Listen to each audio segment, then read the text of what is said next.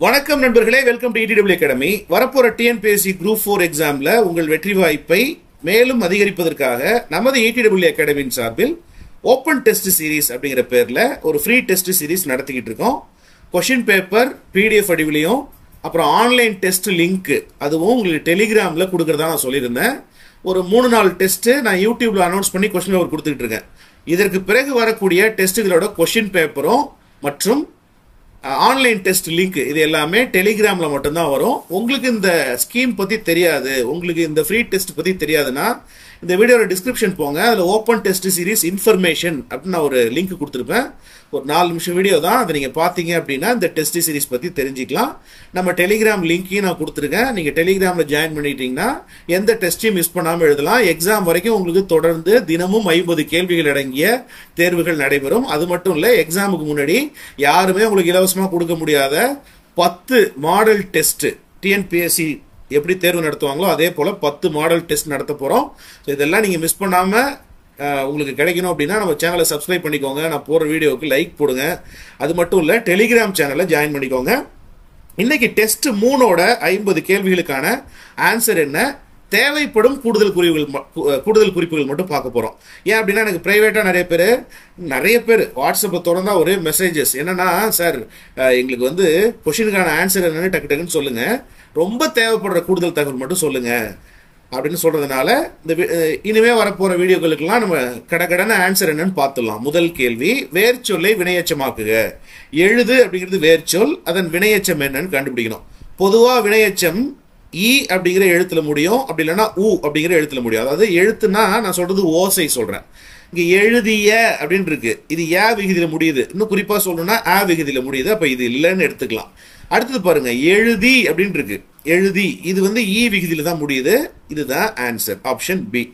Sir அப்படியே நல்லா கண்டுபிடிக்க முடியல, எனக்கு குழப்பற மாதிரி இருக்குன்னா செகண்ட் செக் ஒன்று நீங்க பண்ணணும். என்னன்னா ஒரு எழுத்து கொடுத்துருக்காங்க, ஒரு வார்த்தை கொடுத்துருக்காங்க இல்லையா, இந்த வார்த்தைக்கு பக்கத்துல எந்த வார்த்தை போட முடியும்னு பாருங்க. எழுதியங்கிறது ஒரு சொல்லு, அதுக்கு பக்கத்துல நான் எந்த சொல் இயல்பா போட முடியும்? எழுதிய வந்தான் போட முடியாது இல்லையா, எழுதிய சென்றான் போட முடியாது. இதுலயே வேற எப்படி போடலாம்? எழுதிய பையன் அப்படின்னு போடலாம், எழுதிய மாணவன் அப்படின்னு போடலாம், எழுதிய மாணவி, எழுதிய கோகிலா, எப்படி வேணா போடலாம் இல்லையா. அப்ப இது எல்லாமே என்ன சொல்லா இருக்குன்னா பெயர் சொல்லா இருக்கு. ஒரு சொல் ஒரு எச்ச பொருள் கொடுக்குது, அதாவது முடிவடையாம அதுக்கு அடுத்து வர சொல் ஒரு பெயர் சொல்லா இருந்துச்சுன்னா அது பெயரெச்சம். இப்ப எழுதியங்கிறது பெயரெச்சம். அதே போல எழுதிங்கிற சொல்லுக்கு பக்கத்துல ஒரு வார்த்தையை நீங்க போட்டு பாருங்க. எழுதி பையன் போட முடியாது, எழுதி மாணவன் போட முடியாது இல்லையா. இப்ப பக்கத்துல என்ன போடலாம்? எழுதி வந்தான் அப்படின்னு போடலாம். எழுதி வந்தான், எழுதி சென்றான், எழுதி சென்றான், எழுதி வருவான், எழுதி வருவான், அப்புறம் எழுதி வருகிறான், எழுதி எடுத்து வருவான். இப்ப இது எல்லாமே பாத்தீங்கன்னா வினைமுற்றுகள். அப்போ ஒரு சொல் எச்சப்பொருள் தந்து வினைமுற்று கொண்டு முடிஞ்சா அதுக்கு பேர் நம்ம என்ன சொல்லுவோம்? வினையெச்சம்னு சொல்லுவோம். இப்போ எழுதிங்கிறது அந்த கேள்விக்கான ஆன்சர். 2வது கேள்வி பாருங்க, உடையாளின் பெருமையை உணர்த்துவதற்காக வேலு நாச்சியார் நடுகள் நட செய்து தாம் வைத்திருந்த எதை காணிக்கையாக்கினார் அப்படின்னா தாலியை காணிக்கையாக்கினார். இந்த கேள்விக்கான விடை ஆப்ஷன் டி, தாலி. உங்களுக்கு இந்த கதை தெரியும் இல்லையா, எல்லாருக்கும் தெரியும் வேலு நாச்சியார் கதை. வேலு நாச்சியாரை காட்டி கொடுக்க சொல்லி ஆங்கிலேயர்கள் உடையாள் அப்படின்னு ஒரு இடையர் குல பெண், அவங்க வந்து ஒரு ஆடு மேய்க்கிறவங்க, அவங்கள கேட்கும் பொழுது அவங்க காட்டி கொடுக்க மறுத்ததுனால உடையாளை கொண்டுடுறாங்க. கொன்ன உடனே உடையாளுக்காக ஒரு வீரர்கள் நடப்படுது. நடுகள் அப்படிங்கிறது யாருக்காக நடப்படும்? ஏதோ ஒரு சந்தர்ப்பத்துல பிறருக்காக, அந்த கிராமத்துக்காகவோ பிறருக்காகவோ உயிரை விட்ட ஒரு வீரருக்கு நடப்படும் கல் தான் ஹீரோ ஸ்டோன். ஹீரோ ஸ்டோன்னா அது வந்து வீரர்கள்னு சொல்லலாம், நடுக்கல்னு சொல்லலாம். பொதுவா நடுக்கல் சங்க காலத்துல யாருக்கு நட்டாங்க அப்படின்னா ஆணிரை கவர்தலின் போதோ அல்லது காத்தலின் போதோ உயிரை விடுகின்ற ஒரு வீரருக்கு நடுவாங்க. ஓகேவா, ரைட். இப்போ வந்து உங்களுக்கு வேலு நாச்சியார் பத்தி கதை தேவைப்படுச்சுன்னா நான் தனியா ஒரு வீடியோவை தரேன். அடுத்த கொஸ்டினுக்கு போலாம். யாருடைய பாடல்கள் தமிழ் மொழியின் உபநிடதம் என்று அழைக்கப்படுகின்றன? ரொம்ப இம்பார்ட்டன்டான கொஸ்டின். யாருடைய பாடல்கள் தமிழ் மொழியின் உபநிடதம் என்று அழைக்கப்படுகின்றன அப்படின்னு பாத்தீங்கன்னா தாயுமானவர். விடையனா தாய்மானவர். தாய்மானவரை பத்தி பார்க்கறதுக்கு முன்னாடி இந்த ப்ரீவியஸ் இயர் கொஸ்டின், இந்த முன்னாடி 2வது கேள்வி இருக்கு இல்லையா, இதுக்கு நான் சில கேள்விகள் கேட்கிறேன். சிவகங்கை மீது ஆங்கிலேயர்கள்னா யாரெல்லாம் சிவகங்கை காளையார் கோயில் போர்ல தானே வேலு நாச்சியாருடைய கணவர் முத்துவடுகநாதர் இறந்தார். அந்த முத்துவடுகநாதர் மீது போர் தொடுத்து சென்றவர்கள் ஆங்கிலேயர் கூட யார் போனா? ஆற்காடு நவாப். சரிங்களா, ஆற்காடு நவாப் மற்றும் பிரிட்டிஷ் படைகள் சிவகங்கையின் மீது போர் தொடுத்த ஆண்டு என்ன கேட்பாங்க, நிறைய டைம் கேட்டிருக்காங்க. கேள்வி என்னன்னு புரியுதா? ஆற்காடு நவாப் மற்றும் பிரிட்டிஷ் படைகள் சிவகங்கையின் மீது போர் தொடுத்த ஆண்டு என்ன? 1772. ஸோ போர் தொடுத்து முத்துவடுகநாதர் இறந்த பிறகு வேலு நாச்சியார் தனது மகளுடன் எந்த கோட்டையில் அடைக்கலம் புகுந்தார்? திண்டுக்கல் கோட்டை. கோபால நாயக்கரின் சகோதரியாக அங்க போய் இருந்தாங்க அவங்க. சரிங்களா? அதுக்கு பிறகு ஒரு படையை திரட்டினாங்க. அந்த படை இப்போ வேலு நாச்சியாருடைய அமைச்சர் யாரு கேட்பாங்க, இதெல்லாம் கேட்பாங்க. வேலு நாச்சியாரோட அமைச்சர் யாரு? தாண்டவராயர். வேலு நாச்சியாரோட ஆண் தளபதிகள் யாரு? பெரிய மருது மற்றும் சின்ன மருது. சரி, பெண்கள் பிரிவுக்கு தலைமையேற்றவர் யார்? குயிலி. புரிஞ்சுதா? சரி, எந்த நாள் என்று திண்டுக்கல் கோட்டை திறந்திருக்கும்? திண்டுக்கல் கோட்டைங்கிற பாருங்க, இது சிவகங்கை கோட்டை எப்போ திறந்திருக்கும்? விஜயதசமி நாள் அன்னைக்கு திறந்திருக்கும். பெண்கள் மட்டும் தான் உள்ள போகலாம். அதை பயன்படுத்தி குயிலி போய் ஆயுத கிடங்கு ஒரு தற்கொலை தாக்குதல் நடத்தி ஆயுத கிடங்கு அழிச்சிட்டாங்களா? அப்போ அந்த போர்ல ஈஸியா வெற்றி பெற்று என்னைக்கு அந்த ஒரு விஜயதசமி நாள் அன்னைக்கு சண்டை நடந்தது இல்லையா? அது என்னைக்கு? வேலு நாச்சியார் சிவகங்கை மீட்ட நாள் என்ன? சிவகங்கை மீட்ட நாள் அக்டோபர் மாசம் 5ஆம் தேதி 1780. இந்த டேட்லாம் மறந்துடாதீங்க. Next question. யாருடைய பாடல்கள் தமிழ் மொழியின் உபநிடதம்? தமிழ் மொழியின் உபநிடதம் தாய்மானவர் பாடல்கள். சரியா? தாய்மானவர்னு அவருக்கு ஏன் பேர் வந்தது? எந்த மலையின் மீது உள்ள இறைவன் தாய்மானவர்? திருச்சி மலை மீது உள்ள இறைவன் தான் தாய்மானவர். அவருடைய அருளால் பிறந்தமையால் இவருக்கு தாய்மானவர்னு பேரு. சரியா? அப்புறம் இவர் தானே பராபர கனி ஏற்றினாரு. பராபர கனியில எத்தனை கண்ணி இருக்கு? பராபர கண்ணியில எத்தனை கண்ணி இருக்கு? 389 கண்ணிகள் இருக்கு. சரியா? அப்புறம் தாய்மானவருடைய பாடல்கள் எல்லாத்தையும் எந்த பேர்ல அவங்க தொகுத்தாங்க? சொல்லுங்க, கமான் ஃபாஸ்ட். தாய்மானவர் தனிப்பாடல் திரட்டு. தாய்மானவர் தனிப்பாடல் திரட்டுல எத்தனை பாட்டு இருக்கு? 1452 பாட்டுகள் இருக்கு. எத்தனை உட்பிரிவு இருக்கு? தாய்மானவர் தனிப்பாடல் திரட்டுல 56 உட்பிரிவுகள், 1452 பாட்டு இருக்கு. அப்புறம் ரொம்ப யூனிக்காலாம் கேட்பாங்க. அடிக்கடி கேட்குற கேள்வி என்னன்னா, தாய்மானவர் பிறந்த ஊர் இது, தாய்மானவருடைய ஊர் இது. நாகப்பட்டினம் மாவட்டத்தில் இருக்கிற திருமறைக்காடு. திருமறைக்காட்டின் இன்றைய பேர் என்ன? வேதாரண்யம். தாய்மானவர் யார்கிட்ட வேலை செஞ்சாரு? திருச்சியை ஆண்ட விஜய ரகுநாத சொக்கலிங்கர்கிட்ட கருவூல அதிகாரியா இருந்தாரு. தாய்மானவருடைய காலம் என்ன? 16ஆம் நூற்றாண்டா, 17ஆம் நூற்றாண்டா, 18ஆம் நூற்றாண்டா, 19ஆம் நூற்றாண்டா? 18ஆம் நூற்றாண்டு. அடுத்த கேள்விக்கு போலாம். தீர்க்கதரிசி என்னும் மொழிபெயர்ப்பு நூலை தந்தவர் யார்? தீர்க்கதரிசி என்னும் மொழிபெயர்ப்பு நூலை தந்தவர் புவியரசு. சிப்பி பாலசுப்ரமணியம் தொடர்ந்து 2 வருஷம் சாகித்ய அகாடமி விருது வாங்கினாரு. ஒன்னு அக்னி சாட்சி, 2வது ஒரு கிராமத்து நதி. ஓகேவா? ஈரோடு தமிழன்பன் வணக்கம் வள்ளுவ அப்படிங்கிற ஒரு நூலுக்காக 2004 சாகித்ய அகாடமி வாங்கினாரு. அப்துல் ரஹ்மான் 1999 ஆலாபனை அப்படிங்கிற ஒரு கவிதை நூலுக்காக சாகித்ய அகாடமி வாங்கினாரு. 5வது கேள்வி பாருங்க. தமிழர் வளர்த்த அழகு கலைகள் என்ற நூலின் ஆசிரியர் யார்? தமிழர் வளர்த்த அழகு கலைகள் ரொம்ப முக்கியமான கேள்வி. மயிலை சீனி வெங்கடசாமி அவர்கள். காந்தியடிகளை கவர்ந்த தமிழ் கையேடு என்ற நூலை இயற்றியவர் யார்? காந்தியடிகளை கவர்ந்த தமிழ் கையேடு என்ற நூலை இயற்றியவர் ஜியு போப். இன்னொரு கேள்வி கேட்கிறேன், அதுவும் ஃபேமஸான கொஸ்டின் தான். இந்த பெரியவரின் அடி நிழலில் இருந்து நான் தமிழ் கற்க விரும்புகிறேன் என்று காந்தியடிகள் எந்த பெரியவரை பத்தி சொன்னாரு? உவேசாவை பத்தி சொன்னாரு. உழவர் ஏரடிக்கும் சிறுகோலே அவரது செங்கோலை நடத்தும் கோல் என்று பாடியவர் யார்? அவர் கம்பர். கம்பர் பத்தி நிறைய கேள்விகள் கேட்கிறாங்க இல்லையா? ராமாயணத்துல உள்ள பாடல்கள் எத்தனை காண்டங்கள், எத்தனை படலங்கள் எல்லாம் கேட்கிறாங்க. கம்பர் ராமனுடைய வரலாற்றை ஒரு நூலாக எழுதி அதுக்கு அவர் என்ன பேர் வச்சாரு? ராமகாவியம்னு வச்சாரா? ராமாயணம்னு வச்சாரா? என்ன பேர் வச்சாரு? ராமாவதாரமா? என்ன பேர் வச்சாருன்னு கமெண்ட்ல சொல்லுங்க. நான் ஆன்சரை சொல்லிட்டேன் கிட்டத்தட்ட. அடுத்த கேள்விக்கு போலாமா? தமிழ் விருந்து என்ற நூலை படைத்தவர் யார்? ரொம்ப முக்கியமான ஒரு கேள்வி இது. தமிழ் விருந்து என்ற நூலை படைத்தவர் ராபி சேது பிள்ளை அவர்கள்.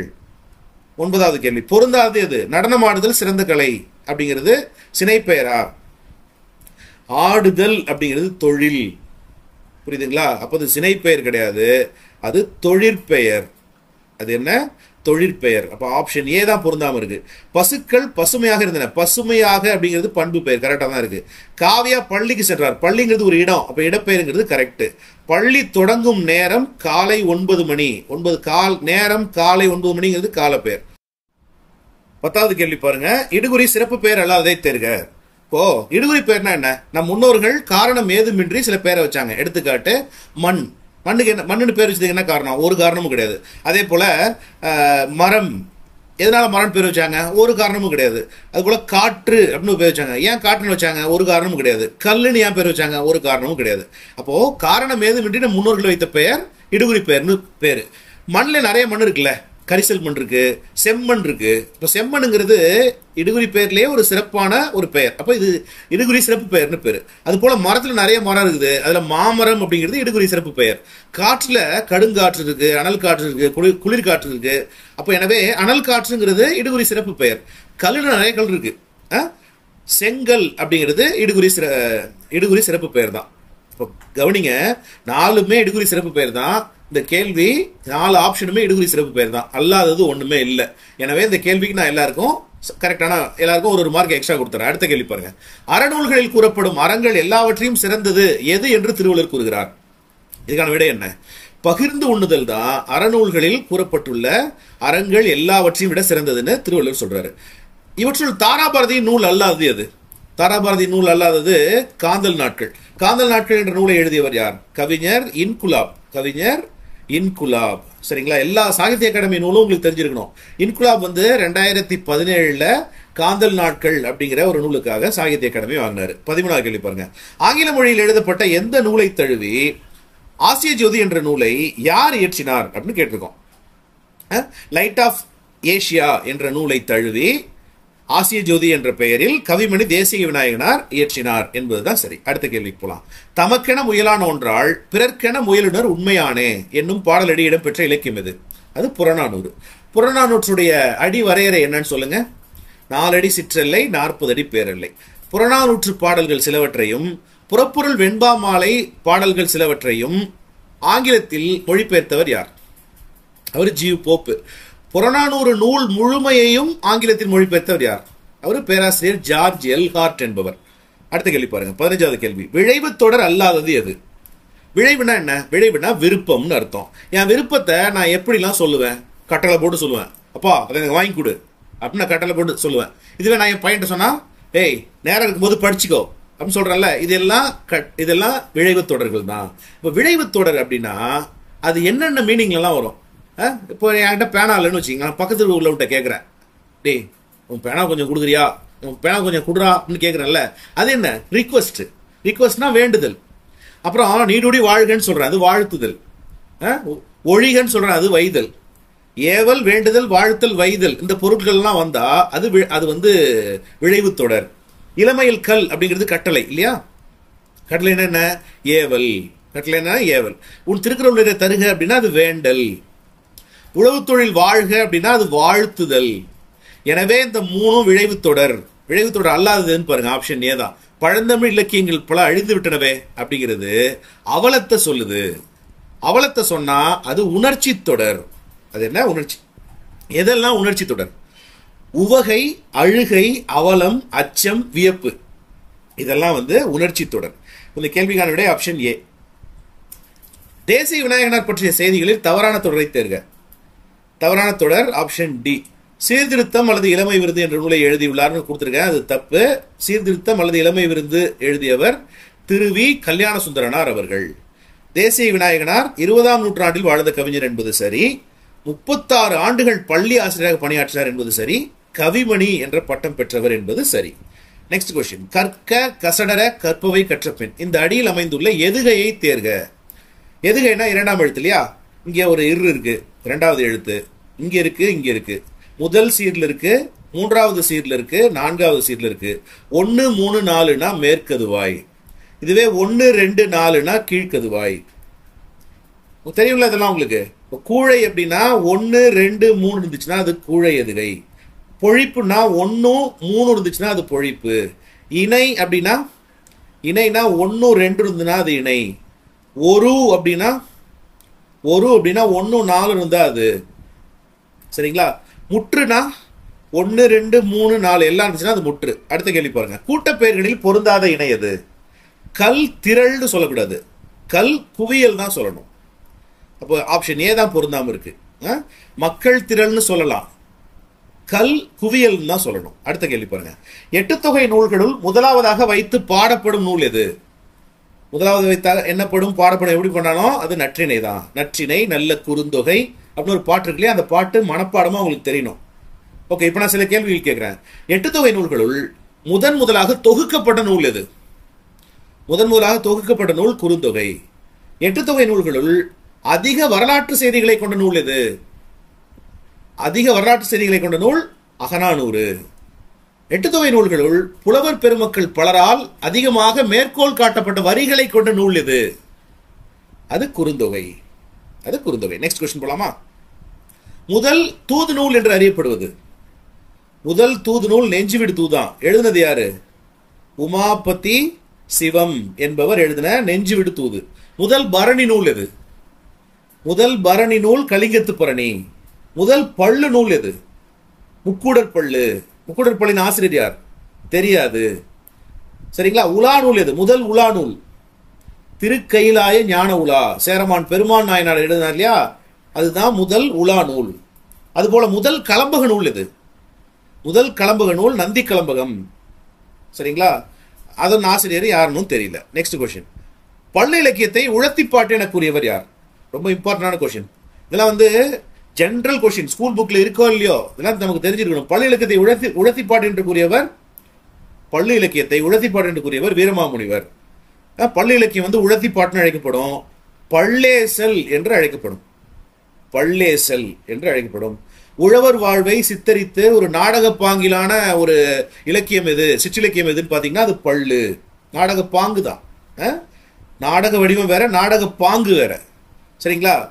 இன்னொரு கேள்வி கேட்பாங்க, ரொம்ப இன்ட்ரெஸ்டிங் கொஸ்டின். தொல்காப்பியர் குறிப்பிடும் 8 வகை பிரிவுகளில் ஒன்றான புலன் என்னும் இலக்கியம் எது அப்படின்னு கேட்பாங்க. புலன் என்னும் இலக்கிய வகையை சேர்ந்தது எதுன்னு கேட்பாங்க. அது பள்ளு தான். அது என்ன? பள்ளு. 8 தொகை நூல்களுள் காலத்தால் முந்தையது எது? காலத்தால் முந்தையது புறநானூறு. காலத்தால் பிந்தையவை கலித்தொகை மற்றும் பரிபாடல். பரிபாடல். பின்வரும் கூற்றுகளில் எது அல்லது எவை சரி? அ, இ, உ ஆகியவை சுட்டெழுத்துக்கள், சரி. ஏ, யா, ஆ, ஓ, ஏ ஆகியவை வினா எழுத்துக்கள், இதுவும் சரி. யா என்பது சொல்லின் முதலிலும் இறுதியிலும் நின்று வினாப்பொருளை தரும், இது சரியா தப்பா? தவறு. யா கிடையாது, அது ஏ. 1 2 தான் சரி, மீதி 3வது தவறு. நருந்தொகை என்று அழைக்கப்படும் நூல் எது? நருந்தொகை வெற்றி வேட்கை. அடுத்த கேள்வி பாருங்க. ஒளி மற்றும் பொருள் வேறுபாடு அறிந்து சரியான பொருளை தேர்க. மலர்கள் மனம் வீசின என்பதுதான் சரி. மனம்னா வாசனை அப்படின்னு அர்த்தம். இந்த மனம்னா நினைவு, அதாவது மனசு வைன்னு சொல்றோம்ல, அந்த மனம் இது. Okay, next question. இந்தியாவை பல இனங்களின் அருங்காட்சியகம் என்று குறிப்பிட்டவர் யார்? இதெல்லாம் ஸ்டாண்டர்ட் கொஸ்டின்ஸ், எப்ப வேணா கேட்பாங்க. இந்தியாவை பல இனங்களின் அருங்காட்சியகம் என்று குறிப்பிட்டவர் doctor V Arthur Smith, Vincent Arthur Smith என்பவர். ஓகேவா? அடுத்த கேள்வி போலாமா? சமஸ்கிருதம் மற்றும் வடமொழிகளை எழுத பயன்படுத்தப்பட்ட எழுத்து வடிவம் எது? இதெல்லாம் 12th எத்திக்ஸ் புக்ல இருக்கு. சமஸ்கிருதம் மற்றும் வடமொழிகளை எழுத பயன்படுத்தப்பட்ட எழுத்து வடிவம் தேவநாகரி. அடுத்த கேள்வி பாருங்க. பண்பாட்டை பற்றி பண்பெனப்படுவது பாடறிந்து ஒழுகுதல் என்று கலித்தொகை கூறுகிறது. அன்பெனப்படுவது யாது? அன்பெனப்பாடுவது நம்ம உற்றோர்களை பிரியாமை. பண்பெனப்படுவது பாடறிந்து ஒழுகுதல் அப்படின்னா சொல்றது கலித்தொகை என்பது கரெக்ட். பண்புடையார் பட்டுண்டு உலகு என்று திருக்குறள் கூறுகிறது. ரெண்டுமே சரி. பின்வருவனவற்றில் இந்தியாவில் தோன்றாத மதம் எது? கன்ஃபூசியஸ், கன்ஃபூசியம் சொல்றோம், அது சீனாவில் பிறந்தது. பௌத்தம், சமணம், சீக்கிய மதம் இதெல்லாம் எங்க இந்தியாவில் தான். புத்தர் பிறந்தது இப்போ நேபாளத்தில் இருக்கு. அப்பெல்லாம் இந்தியா பெரிய இந்தியா இல்லையா, அதுல புத்தம் இங்கதான் தோன்றுச்சு, சமணம் இங்கதான் தோன்றுறது, சீக்கிய மதம் இங்கதான் தோன்றுச்சு. தவறான இணை என்ன? தவறான இணை எது? தவறான இணை 3மே தான். சுத்த பீடகம்னா என்ன? திரிபீடகம் அப்படிங்கிறது பௌத்தம் சம்பந்தப்பட்டது, பௌத்த நூல்கள். திரிபீடகம் பௌத்த நூல்கள். திரிரத்தினங்கள் அப்படின்னு வந்துட்டா அது சமண மதத்தோடது. புரியுதா? இது வந்து திரிபீடகம். திரிபீடகம்னா 3 பீடகங்கள். ஓகே, சுத்த பீடகம் அப்படிங்கிறது புத்தரின் அறிவுரைகள். அது போல வினய பீடகம் அப்படிங்கிறது பௌத்த துறவிகளுக்கான சட்ட திட்டங்கள். ஓகேவா? அபிதம்ம பீடகம்ங்கிறது புத்தரின் தத்துவங்கள். மேற்கண்ட அனைத்தும் தவறு. அரசியல் மற்றும் பண்பாட்டு ஒற்றுமை இந்திய தேசத்தை வலிமை மிக்க தேசமாக்கியது என்றவர் யார்? ஜவஹர்லால் நேரு. யாருடைய குறிக்கோள் தீர்மானத்தின்படி இந்திய அரசியலமைப்பின் முகவுரை அமைந்துள்ளது? ஜவஹர்லால் நேரு. ஜவஹர்லால் நேரு. நேருடைய குறிக்கோள் தீர்மானம் தேர்வு செய்யப்பட்ட, அதாவது நேருடைய குறிக்கோள் தீர்மானம் அரசியலமைப்பு நிர்ணய சபையால் ஏற்றுக்கொள்ளப்பட்ட நாள் எது? ஜனவரி 2 ஜனவரி 22? ஜனவரி 22. ஜனவரி 22. அடுத்து பாருங்க, ஆகம சித்தாந்தங்கள் எனப்படுபவை யாவை? ஆகம சித்தாந்தங்கள் சமண நூல்கள். ஓகேவா? அடுத்த கேள்வி, யார் இவர்? பழங்கால பண்பாட்டின் எச்சமே நாட்டுப்புறவியல் என்று இவர் சொன்னார். நாட்டுப்புறவியலை குறிக்கும் ஃபோக்லோரி என்ற சொல்லையும் 1846 இவர் உருவாக்கினார். யார் இவர்? அவர் வில்லியம் ஜான் தாமஸ். புராண கதைகள் தங்களை உருவாக்கிய மக்களை பற்றியும் பயன்படுத்துவோரை பற்றியும் கூறுகிறது என்று சொன்னவர் யார்? அவர் இபி டெய்லர். E B Tylor. அடுத்த கேள்வி பாருங்க, பின்வரும் கூற்றுகளை ஆராய்க. பாகியானின் பயண குறிப்பு போகோகி என்று அழைக்கப்படுகிறது. கரெக்டா தப்பா? மிகச்சரி. சியுகி யாரோடது? சியுகி அது யாருடையது? யுவான் சுவாங்குடையது. சரிங்களா? ஓகே. இப்போ பாகியான் தான் இந்தியாவுக்கு வந்த முதல் சீன பயணி. கரெக்டா தப்பா? மிகச்சரி. 2ஆம் சந்திரகுப்தரின் அரசியல், சமூக, பொருளாதார மற்றும் சமய நிலைகளை பாகியானின் பயண குறிப்புகள் குறிப்பிடுகின்றன. நான் பாகிஸ்தானின் கொடுத்துட்டேன், அது டைப்பிங் மிஸ்டேக் தான். பாகியானின் பயண குறிப்புகள் கூறுகின்றன. சரியா தப்பா? இதுவும் சரி. பாகியான் 12 ஆண்டுகள் இந்தியாவில் தங்கியிருந்தார். இது தப்பு. 9 ஆண்டுகள் இந்தியாவில் தங்கியிருந்தார். ஓகேவா? நெக்ஸ்ட் கொஸ்டின் போலாமா? சோழ பேரரசில் இருந்த கிராம சபைகளின் உறுப்பினர்களை தேர்ந்தெடுக்கும் முறை மற்றும் அதன் செயற்பாடுகளை பற்றி குறிப்பிடும் கல்வெட்டு எது? உருத்திரமேரூர் கல்வெட்டு. உருத்திரமேரூர் கல்வெட்டு யார் காலத்தேது? பராந்தகன். யாரு? பராந்தகன். நெக்ஸ்ட் கொஸ்டின், யாருடைய ஆட்சி காலத்தில் வேலை வாய்ப்பு அலுவலகங்கள் உருவாக்கப்பட்டன? யாருடைய ஆட்சி காலத்தில் வேலைவாய்ப்பு அலுவலகங்கள் உருவாக்கப்பட்டன? விடை ஃபெரோஷா துக்ளக். பாண்டிய பேரரசானது 3 பிரிவுகளாக பிரிக்கப்பட்டிருந்தது. சிறியதிலிருந்து பெரியதாக அவற்றின் சரியான வரிசை என்ன? சின்னது ஊர், பல ஊர்கள் சேர்ந்தது வளநாடு, வளநாடுகள் சேர்ந்தது மண்டலம். பாண்டியர்கள் காலத்தில் இருந்த உள்ளாட்சி சபைகளான பிராமணர்கள் இருந்த பிரம்மதேய சபை, பிரம்மதேயம் அல்லாத ஊர்களில் இருந்த சபை, வணிகர்கள் வாழ்ந்த நகர சபை, இவற்றை பற்றி குறிப்பிடும் கல்வெட்டு எது? ரொம்ப இம்பார்ட்டன்டான கொஸ்டின். குறிப்பிடும் கல்வெட்டு மானூர் கல்வெட்டு. பாண்டியர் கால ஏர் உழவர்கள் எவ்வாறு அழைக்கப்பட்டார்கள்? மேழி அப்படிங்கிற சொல்லதான் கம்பர் குறிப்பிடுறாரு. மேழினா ஏர்னு அர்த்தம். புரியுதுங்களா? ஏர் உழவர்கள் மேழி செல்வம் என்று அழைக்கப்பட்டார்கள். சோழர்கள் கால கோயில்களை பொறுத்துக. சரியான ஆன்சர் ஆப்ஷன் பி நண்பர்களே. திருக்கட்டளை சுந்தரேஸ்வரர் கோவில், நார்த்தாமலை விஜயாலய சோழீஸ்வரம் கோவில், கொடும்பாலூர் மூவர் கோவில், தாராசுரம் ஐராவதேஸ்வரர் கோவில். அடுத்த கேள்வி, பிற்கால சோழ பேரரசிற்கு சான்றுகளாக திகழ்பவர்கள் சேராதது எது? சேராதது சின்னமனூர் செப்பேடு. சின்னமனூர் செப்பேடு பாண்டியர்களுடைய சான்று அது. ஓகேவா? அடுத்த கேள்வி பாருங்க, பண்டைய இந்திய நகரமாக இருந்த தட்சசீலம் தற்பொழுது எங்கு உள்ளது? தட்சசீலம் ஒரு பல்கலைக்கழகத்துக்கான ஒரு இடம். தட்சசீலம். ஓகே, பண்டைய இந்திய நகரம் தட்சசீலம் தற்போது எங்க இருக்கு? தற்போது அது வடமேற்கு பாகிஸ்தான்ல இருக்கு. Option A answer. இந்தியர்களின் கல்விக்கான பொறுப்பை மிக குறைந்த அளவில் ஏற்கும்படி கட்டாயப்படுத்திய கிழக்கிந்திய கம்பெனி சட்டம் எது? 1 லட்சம் ரூபாய் கொடுத்தாங்க. 1813. ஒரு ஆண்டுக்கு 1 லட்சம் ரூபாய் கொடுத்தாங்க. அடுத்த கேள்வி, 1882ஆம் ஆண்டில் ஏற்படுத்தப்பட்ட எந்த குழு தொடக்க கல்விக்கு முக்கியத்துவம் கொடுத்தது? ஹண்டர் கல்விக்குழு. என்ன? ஹண்டர் கல்விக்குழு. சார்லஸ் வுட்ஸ் கல்வி அறிக்கை பற்றிய வாக்கியங்களில் சரியானவை எவை அப்படின்னு ஒரு கேள்வி கேட்டிருங்க. 1 சரி, 3 சரி, 2ல என்ன தப்பு? 1854 வந்துச்சு. இப்போ 1-3 தான் சரி. அனைவருக்கும் இடைநிலை கல்வி திட்டம் எந்த 5 ஆண்டு திட்ட காலத்தில் செயல்படுத்தப்பட்ட திட்டம்? 11வது 5 ஆண்டு கால திட்டம். பல்கலைக்கழக கல்வி குறித்த அறிக்கை தயாரிக்க பல்கலைக்கழக மானிய குழுவானது 1948ஆம் ஆண்டு யார் தலைமையில் அமைக்கப்பட்டது?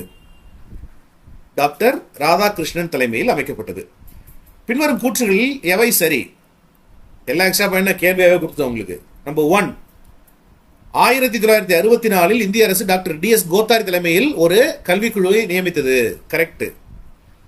டாக்டர் DS கோத்தாரி கல்விக்குழு 14 வயது வரையிலான அனைத்து குழந்தைகளுக்கும் இலவச மற்றும் கட்டாய தொடக்க கல்வியை பரிந்துரைத்தது. மிகச்சரி. டாக்டர் DS கோத்தாரி கல்விக்குழுவானது தான் நாடு முழுவதும் ஒரே மாதிரியான 10+2+3 கல்வி அமைப்பை பரிந்துரை செய்தது. இதுவும் மிகச்சரி. மேற்கூறிய அனைத்தும் சரி என்பது சரியான ஆன்சர். சதுர்வேதி மங்கலம் என்பது யாருடைய காலத்தில் புகழ்பெற்ற வேத கல்லூரி ஒன்றிற்கு இருப்பிடமாக திகழ்ந்தது? ராஜராஜ சோழன். விடை என்ன? ராஜராஜ சோழன். எண்ணாயிரம், திருப்புவணி, அதெல்லாம் அந்த ஊர்லாம் பார்த்தீங்கன்னா அது ராஜேந்திரன், முதலாம் ராஜேந்திரன். ஓகேவா? இந்த கேள்வி சதுர்வேதி மங்கலம் என்பது ராஜராஜன் காலத்தில் புகழ்பெற்ற வேத கல்லூரி ஒன்றிற்கு இருப்பிடமாக இருந்தது என்பது சரி. நண்பர்களே, மீண்டும் நாளைக்கு காலையில் டெஸ்ட்டில் உங்களை சந்திக்கிறேன். நாளைக்கு காலையில் டெஸ்ட் வர்றதுக்கு கொஞ்சம் லேட் ஆகும், ஏன்னா எனக்கு வேறு சில கமிட்மெண்ட்ஸ் இருக்குது. நிச்சயமாக எனக்கு இந்த ஓப்பன் டெஸ்ட் சீரீஸ் ரொம்ப ப்ரையாரிட்டி அதிகமாக உள்ள ஒன்று. கேள்விகளும் தரமாக எடுக்கணும், சில அவுட் ஆஃப் பாக்ஸ் கொஷின்ஸும் எடுக்கணும். அதனால் உங்களுக்கு நாளை கொஷின் பேப்பர் காலை ஒரு 12 மணி அளவில் வெளிவரும். மதியம் ஒரு 12 மணி அளவில் வரும். மேக்ஸிமம் ஒரு 1 மணிக்குள்ள கொடுக்கறதுக்கு நான் முயற்சி பண்ணுறேன். 12 to 1 கொஷின் பேப்பர் கண்டிப்பாக வந்துடும். மீண்டும் சந்திப்போம். நன்றி, வணக்கம்.